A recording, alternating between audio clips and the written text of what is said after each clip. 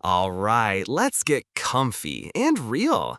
You came here to level up, not to snooze through another lecture full of jargon. Exactly. If I hear one more soulless buzzword, I swear I'm gonna throw my laptop out the window. So grab your favorite drink, settle in, and let's talk about how to actually get your life together using some simple, no nonsense thinking straight out of the book. According to the book, understanding how your brain works and how you move through this world can literally transform your life. We're not talking fluffy inspiration here, not some motivational quote slapped on a mug.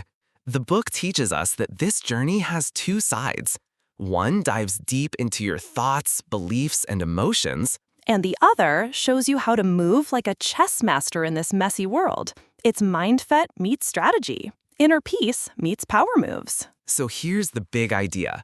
Before we even dive into the gems, your mind isn't just reacting to life, it's shaping it every day, thought by thought. Exactly. And once you realize you're holding the pen, the power shift begins. Let's open that treasure chest and go gem hunting. Gem number one, your mind is the command center. The book makes it clear your thoughts aren't just background noise. Nope. They're writing your script, building your set, and running the whole show. When you think things like, I'm not good enough, your brain says, cool, let's build a belief system around that. Suddenly, every awkward moment becomes proof. Didn't get the job? Told ya. No reply to your message? Of course. You're basically programming yourself to spot failure. But here's the power move. You can flip it. You can train your brain to look for evidence of what's working, what's growing, what's next. That's not delusion, that's mental leadership. You're not ignoring the storm, you're steering through it with intention. So yeah, your mind, it's not Netflix running in the background. It's the control tower. And it's time to start acting like the air traffic controller. Change the language, change the pattern, change the story. You're not stuck. You're just used to thinking like you are. Real life examples for gem number one. 1. The I never speak up loop. You're in a meeting with an idea but say nothing. Later, you think, I'm just not a confident person. But you interrupt that thought and say, actually, I had a great idea. Next time, I'll speak first. Boom, script flipped. 2. The everyone's judging me syndrome. You walk into the gym and feel like everyone's watching you. The thought kicks in, I don't belong here. You pause, breathe, and say, they're focused on their own reps. I'm here to grow, not to perform. 3. The parent guilt loop.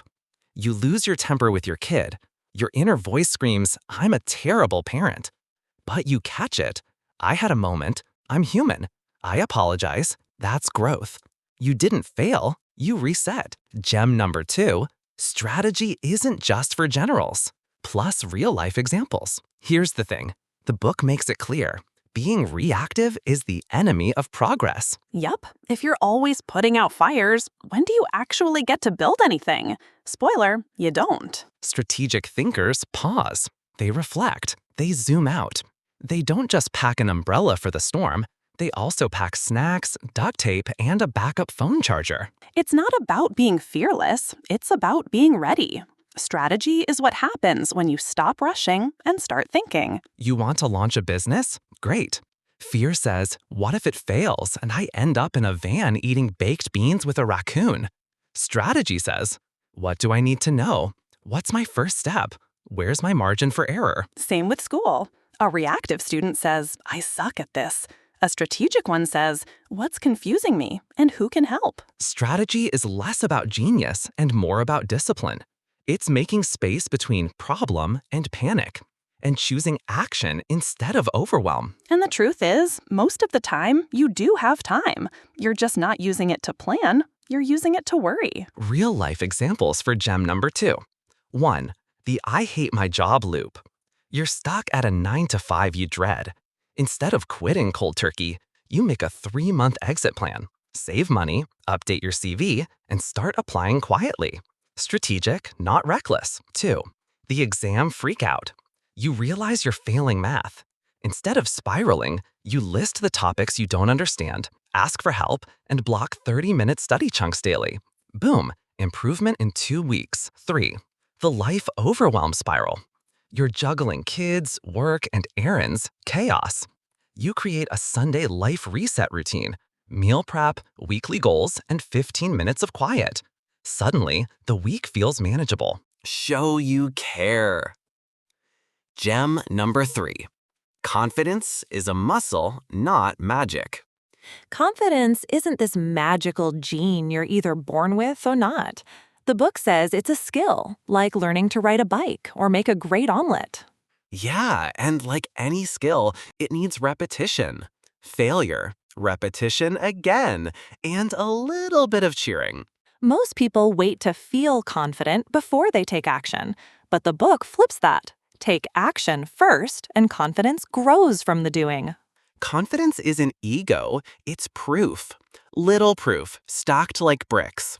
I survived that meeting. Brick. I asked the question anyway. Brick. I got back up after the flop. Brick. So don't wait for confidence to knock on your door. It's already inside. You just haven't exercised it enough. Show up messy, show up scared, just show up. That's the rep that counts. Real life examples for gem number 3. 1. The social introvert. You usually avoid parties, but you say yes this time. You talk to 2 people, feel awkward, but realize you survived. You log that as proof. I can do social stuff. My brain was lying. 2. The public speaking panic. Your hands shake before giving a class presentation, but afterward, someone says, "You made a great point." That one comment becomes your first confidence brick. 3. The gym returner. You haven't worked out in years. You start with 10 minutes on the treadmill.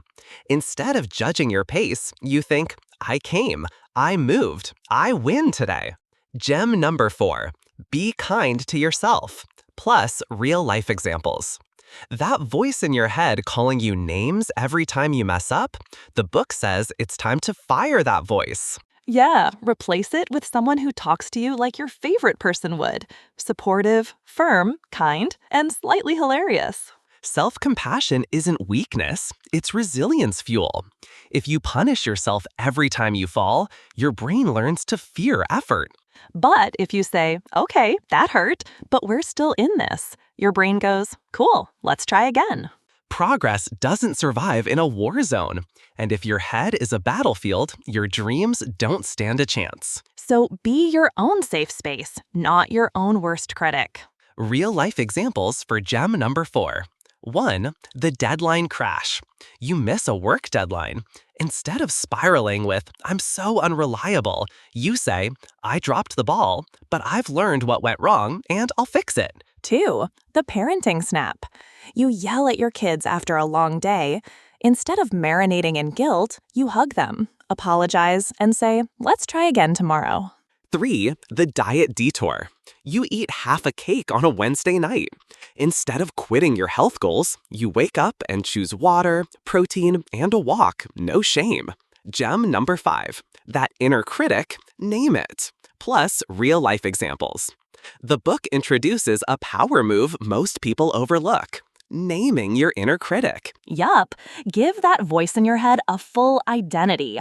I call mine Petty Pete. That way I know when it's him talking, not truth. Naming it separates you from it. You can say, okay, Janet, I hear you, but I'm making this call anyway. It sounds silly, but it's serious self-defense. You can't silence it, but you can stop taking it as gospel. You're not crazy for having doubt. You're just overdue for a better narrator. So evict the critic, promote the coach. Real life examples for gem number 5. 1. The writer with imposter syndrome. You keep hearing no one wants to read this. You rename that voice Dramatic Dion and keep writing because Dion is all bark, no brains. 2. The athlete comeback. After an injury, your inner voice says you're washed. You name it Retired Rodney and show up to rehab anyway. 3. The first-time leader. You doubt every decision you make at work. You say, thanks, nervous Nora. I'll ask for feedback and keep growing. Show you care? Gem number 6. Mindfulness. No more spiraling. Real life examples. Mindfulness isn't some elite practice reserved for monks or yoga influencers. The book makes it real. It's about noticing your thoughts without becoming them. Exactly. It's not, I am anxious. It's, oh hey, anxiety showed up again. What's it doing here? Same storm, new umbrella. Mindfulness doesn't mean ignoring reality. It means creating space before you react. It means choosing your response instead of defaulting to drama. And when you catch that spiral before it spins out of control, that's the flex. That's emotional strength disguised as stillness. Your brain doesn't need a full reset. It just needs room to breathe. And mindfulness is that breath. Real-life examples for gem number 6. 1. The embarrassing flashback. You're trying to sleep, and suddenly your brain replays something cringe from 2007. Instead of spiraling, you pause, breathe, and think, I'm safe now. That moment passed. 2. The email rage. You read a rude email and want to rage reply. You stop, breathe, wait an hour. Later, you write something calm, clear, and professional, and feel 200% better. 3. The morning chaos. Your toddler spills cereal, your phone dies, and you're late for work. Instead of snapping, you take 10 seconds in the car to breathe, stretch your neck, and reset your nervous system. Gem number 7, strategic action without the panic. Real-life examples. Mindset Without Action is a podcast episode you never publish. The book reminds us strategy needs legs, movement, action. But not wild, chaotic, throw everything at the wall action. Strategic action. Calm, calculated, centered. Ask yourself, what does success look like here? What's the next right step? Not 10 steps, just the next one. And break it down. Want to start a business? Cool. What's your first customer need? Not your brand colors. Panic wants you to do everything right now. Strategy says, do the right thing right now. The difference between stuck and strong is usually just a better plan. Real-life examples for gem number 7. 1. The book you'll someday write. Instead of saying, I'll write a book one day, you start with 200 words per day. No outline, no pressure, just progress. 2. The I need to get fit storm. You ditch the impossible gym plan and commit to 15 minutes of walking daily. 3 weeks in, you feel better and motivated. 3. The job hunt spiral.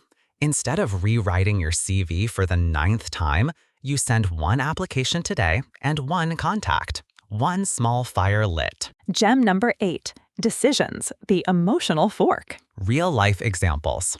Decision-making can feel like mental gymnastics with anxiety doing the splits. But the book says, clarity cuts the drama. Before you decide, slow down. Ask, what am I really trying to achieve? What facts do I actually have? What fear is talking? And remember, not making a decision, that's a decision. And often, it's the one that keeps you stuck. Fear whispers, what if I choose wrong? But smart thinking says, what if choosing wrong teaches me what's right faster? Don't obsess over perfect choices. Aim for informed ones, then move. Progress comes from movement, not overthinking. Real-life examples for gem number 8. 1. The career crossroad. You're torn between 2 job offers. Instead of waiting for a sign, you list your values and goals. One aligns. You choose clarity over fear. 2. The breakup question. You're unsure about a relationship. You ask yourself, am I staying because I'm growing or because I'm afraid to be alone? That question brings your answer. 3. The business pivot. You want to change directions but are scared. You write down what you know, what you don't, and the worst-case scenario. The facts say go, so you do. Gem number 9. Bounce back like a legend. Real-life examples. The book makes this clear. Resilience isn't about acting tough. It's about bouncing smarter. Life throws banana peels. You tripped, faceplant, but instead of lying there in the yogurt aisle of existence, you get up. You ask, what can I take from this? You don't beat yourself up. You download the lesson. Mistakes aren't stop signs. They're rough drafts. Edit, rewrite, keep publishing. Bounce back doesn't mean bounce perfectly. It means bounce forward with insight. Growth isn't clean. It's messy, muddy, and magic. Show you care. Real-life examples for gem number 9. The business flop. You launch a product, crickets. Instead of quitting, you survey your audience, learn what missed, and relaunch with clarity. The fitness setback. You get injured during a workout streak. Instead of spiraling, you focus on rehab, nutrition, and mindset, and return even stronger.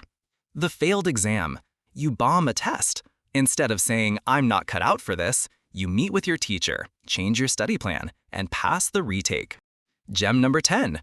Influence, but make it honest. Real-life examples. The book flips the idea of influence on its head. It's not about being slick, it's about being seen and seeing others. Yeah, true influence isn't manipulation. It's clarity, trust, and care. It's not, "Look at me," it's, "Let's move forward together." You don't have to be loud to lead. You have to be genuine. People follow what they feel, not just what they hear. Want to persuade? Start with listening. Want to inspire? Start with honesty. Influence isn't built in a day. It's built in how you show up every day. So drop the script, ditch the performance, be real. That's the kind of influence that echoes. And remember, the loudest voice isn't always the one people remember. It's the one that made them feel safe, heard, and human. Real-life examples for gem number 10. The team leader shift. Instead of giving orders, you ask your team what's blocking you. You listen, you support. They deliver like never before. The parent power move. Your teen messes up. You don't shout, you sit down and say, "Let's figure this out." They open up, and so does trust. The quiet advocate. You see a colleague being overlooked in meetings. You use your voice to spotlight theirs. That ripple? That's real influence. Gem number 11, the legacy question. Real-life examples. Here's the big one, the one the book saves for close to last, legacy. What are you building that outlives your day planner and your to-do list? Legacy isn't loud, it's consistent. It's the quiet work you do when no one's clapping, because you believe in the impact. It's mentoring the intern. It's planting the tree you may never sit under. It's writing the words someone else needs 5 years from now. Your legacy isn't your brand, it's your behavior, multiplied. So think less about what people will say about you and more about what people will say because of you. And if you want a quote to tattoo on your mindset, try this one. Your legacy is the echo of your intention. Make it meaningful. Real-life examples for gem number 11. The youth mentor. You volunteer on Saturdays to coach kids. Years later, one says, "You made me believe I mattered." That's legacy. The community builder. You start a local recycling group that grows into citywide change. You didn't get a trophy, but you did get cleaner streets and inspired neighbors. The family ritual. You write letters to your children every birthday. One day, those letters become their guidebook for life. That ripple travels generations. Gem number 12, final pep talk. All right, you've made it to the final gem. If you're still here, you didn't just listen, you showed up. That alone makes you rare. Strategic thinking isn't just for boardrooms and warm apps. It's for anyone tired of waking up on autopilot. Start inside, build clarity, burn the scripts that aren't yours, then plan and walk forward. You're gonna wobble. That's fine. It means you're moving. Strategic living isn't perfection. It's choosing better questions and braver steps. Here's what I want you to remember. You're not broken. You're becoming. That's not fluff. That's the truth most people forget. And here's something I read in the book that I'll never forget.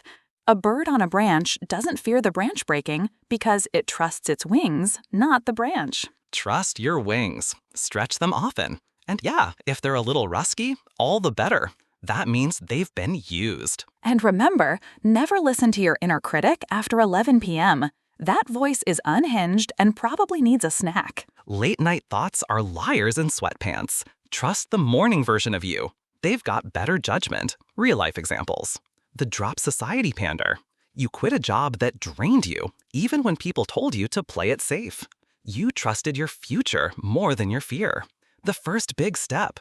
You sign up for therapy, finally. You don't tell anyone, but inside, you know you've just changed everything. The bold ask. You pitch an idea you've been sitting on for 2 years. The client says yes. That moment, it was the beginning of your next chapter.